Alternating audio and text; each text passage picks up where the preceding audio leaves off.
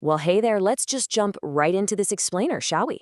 Today we're unpacking the literal scripture-backed blueprint of the future kingdom established by Yahweh. If you're a Torah-observant believer, you already know the prophetic timeline isn't just some abstract theology or a generic escape plan from earth. Actually, it's the ultimate realization of the covenant promises the Most High made to Abraham, Isaac, and Jacob. I mean, think about it. Through all the generations of dispersion, exile, and honestly, all the modern debates over the commandments, the scriptures are pointing toward one singular epoch, the complete restoration of absolutely everything under the righteous scepter of the Messiah, Yashua. This is what the source text defines as the Millennial Reign. But what does that actually mean? To figure that out, here's our exact roadmap for this explainer. 1. Defining the Millennial Reign. 2. The Great Divide. 3. The Immortals. 4. The Mortals. 5. Torah as Kingdom Law. And 6. The Final Earthly Rebellion. Let's get into it. Section 1. Defining the Millennial Reign. So what does this kingdom actually look like? Now, if you ask around, you usually get these kind of cloudy, ethereal answers, right? But the texts we're looking at actively dispel this whole idea of a mystical, disembodied heaven. We really need to ask ourselves what this physical restoration truly entails.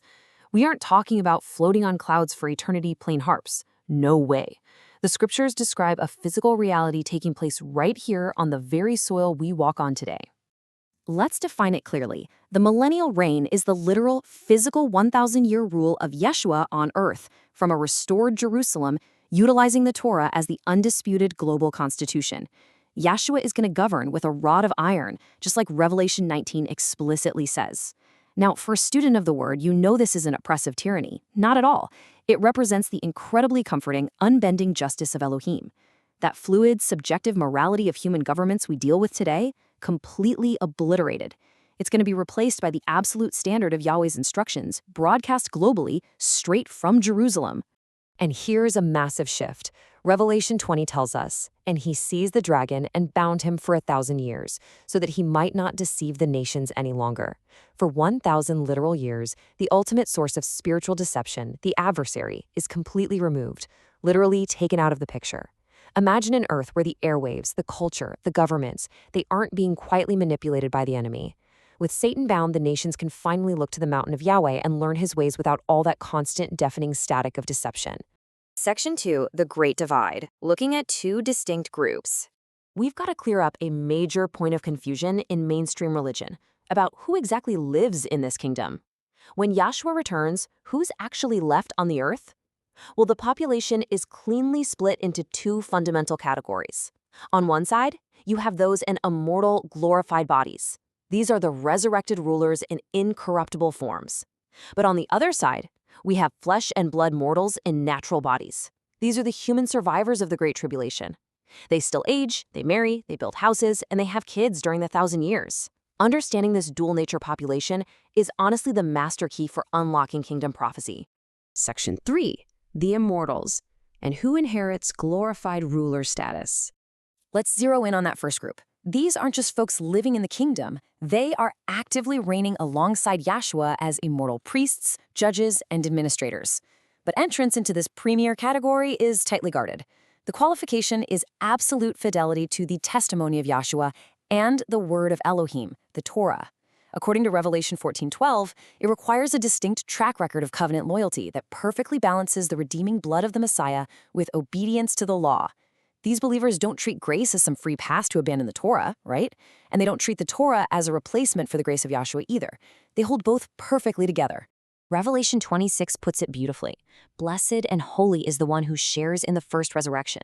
They will be priests of Elohim and of Mashiach, and they will reign with him for 1,000 years. This confirms that the ancient patriarchs, the faithful prophets, and those tribulation martyrs who boldly refuse the beast system, they'll instantly transform to take their seats of authority. Just like Paul said in 1 Corinthians, when Yahshua returns, those who belong to him will be changed in the blink of an eye, taking on incorruptible bodies to serve as the flawless government of the Millennial Reign. Section 4. The Mortals, and who enters the reign in flesh and blood. So what about the other side of the coin? How do flesh and blood humans, the survivors of the day of wrath, actually gain passage into the kingdom without dying or being transformed into spirit-born bodies? Well, Yahweh doesn't just let anyone waltz across the threshold. Surviving remnants of both the scattered house of Israel and the Gentile nations must pass through an intense, scripturally defined divine screening.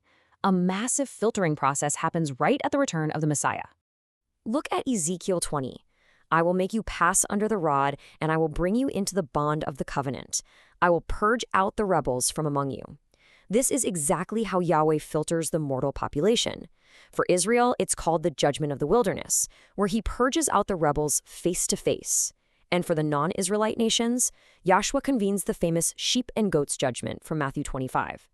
He ensures that only the righteous sheep, those who submit to the covenant and treated his persecuted brethren well, are allowed to enter. The willful goats, completely cut off. Those who make it through become the foundational mortal population of this incredible new age. Section 5. Torah as Global Kingdom Law. Once that threshold is crossed, how does daily life actually operate? It's radically reorganized under the structural rhythms of the Torah. And let me tell you, this completely shatters the modern theological lie that the law has been done away with. The scriptures absolutely prove the Torah is the future geopolitical law of the world. Ezekiel explicitly details a new temple with memorial offerings. Isaiah 66 guarantees that all flesh will keep the seventh-day Sabbath. And dietary laws? Even though the natural world returns to harmony, clean and unclean distinctions absolutely remain in place. Zechariah 14 gives us a stark reality check. And if any of the families of the earth do not go up to Jerusalem to worship the King, Yahweh of hosts, there will be no rain upon them. Wow.